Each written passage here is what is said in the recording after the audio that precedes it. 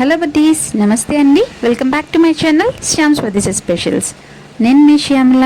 ఈరోజు మనం ఎంతో టేస్టీగా ఉండే బటర్ చికెన్ కర్రీ ఎలాగో ప్రిపేర్ చేసి చూద్దామండి. అయితే చాలా బాగుంటుంది. మీరైతే తప్పకుండా ప్రిపేర్ చేసుకోండి. చాలా సింపుల్ అండ్ ఈజీ ప్రాసెస్లో చూపిస్తాను. ముందుగా ఒక 1/2 కేజీ బోన్లెస్ చికెన్ తీసుకొని బాగా వాష్ చేసుకొని అందులో రుచికి సరిపడినంత సాల్ట్, ఒక 2 స్పూన్లు కారం, చిటికెడంత పసుపు, 1 స్పూన్ నిమ్మరసం కానీ లేదంటే వెనిగర్ కానీ, కుకింగ్ వెనిగర్ కానీ యూజ్ చేయాలండి. ఇవన్నీ వేసి బాగా కలుపుకొని కొద్దిసేపు ఒక లీస్ట్ 1/2 గంట సేపు అన్నా సరే ఇది మ్యారినేట్ అవ్వనివ్వాలి. అలా నానితే చికెన్ చాలా బాగుంటుందన్నమాట. అయితే ఇందులో ఇంకొక ఇంగ్రీడియంట్ కూడా ఉందండి. ఫస్ట్ ఇలా లీస్ట్ 1/2 గంట కానీ అరగంట కానీ దీన్ని నాననివ్వాలి. ఈ విధంగా మ్యాక్సిమం 1 అవర్ వరకు ఉంచుకోవచ్చండి. ఇలా ఉంచి పక్కన పెట్టుకుందాం. ఇప్పుడు ఒక కడాయి తీసుకుని దానిలో ఒక 2 స్పూన్స్ ఆయిల్ వేసుకొని అందులో ఒక పెద్ద ఉల్లిపాయ ఉంటుంది కదా, దాన్ని పొడవు ముక్కల కింద చీల్చుకుని ఒక 2 ఉల్లిపాయలు తీసుకోవాలండి, పెద్ద సైజు ఉల్లిపాయలు. అవి ఇలా పొడవు ముక్కల కింద వేసుకుని 1 నిమిషం పాటు ఇలా వేయించుకోవాలి. ఇప్పుడు ఒక 3 మీడియం సైజు ఉన్న టొమాటోలు తీసుకుని అవి 4 భాగాలుగా కట్ చేసుకుని ఇందులో వేసుకుంటాం. టొమాటోలు కూడా 1 నిమిషం పాటు ఇలా వేయించి ఇప్పుడు ఇందులోకి ఒక 10 జీడిపప్పు పలుకులు తీసుకుని ఇందులో యాడ్ చేయాలి. ఫుల్గా ఉన్న జీడిపప్పు నట్స్ అండి, అవి వేసుకొని ఒక 2 నిమిషాల పాటు వేయించుకోవాలి. వేయించిన తర్వాత అల్లం వెల్లుల్లి పేస్ట్ 1 స్పూన్ తీసుకొని ఇందులో యాడ్ చేసుకోవాలి. ఈ విధంగా అల్లం వెల్లుల్లి పేస్ట్ వేసుకొని ఒకసారి కలుపుకొని రుచికి సరిపడినంత సాల్ట్ వేసుకుంటాము. సాల్ట్ వేసుకొని ఒక 5 నిమిషాల పాటు ఇది ఇలా మగ్గించుకోవాలి. ఇలా మగ్గించుకున్న తర్వాత ఇందులో అల్లం వెల్లుల్లి పచ్చితనం మొత్తం పోతుందన్నమాట.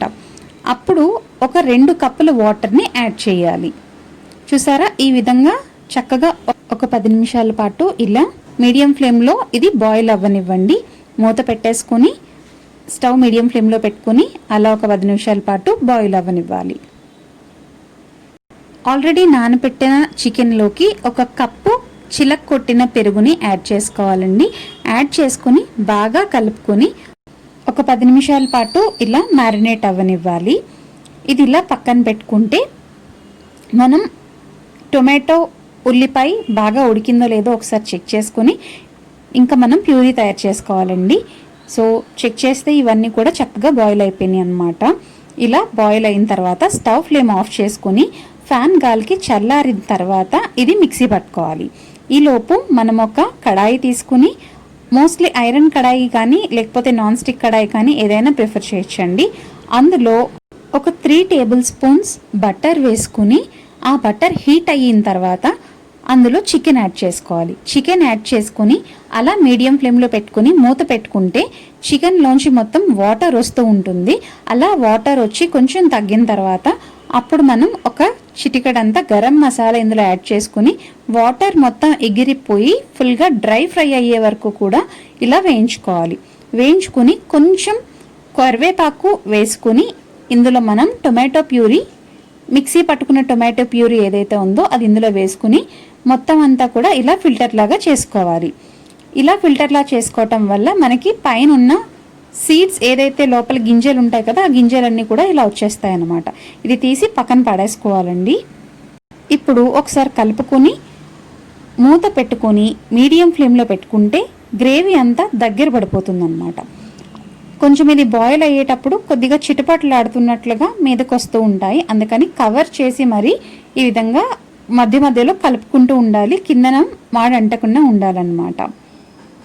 ఒక్క 5 మినిట్స్లోనే ఇది మొత్తం ఇలా దగ్గర పడిపోతుందండి. మొత్తం దగ్గర పడిపోయాక ఇలా స్టవ్ ఫ్లేమ్ ఆఫ్ చేసుకొని ఒక బౌల్లోకి తీసుకొని అందులో ఇంకొంచెం ఎక్స్ట్రాగా కొద్దిగా 1 క్యూబ్ ఆఫ్ బటర్ యాడ్ చేసుకుంటే చాలా బాగుంటుంది. బటర్ తక్కువ కావాలి అనుకునే వాళ్ళు మనం అది స్కిప్ చేయొచ్చు అనమాట. చూసారా, చాలా సింపుల్గా ఇది ప్రిపేర్ అయిపోయింది కదా.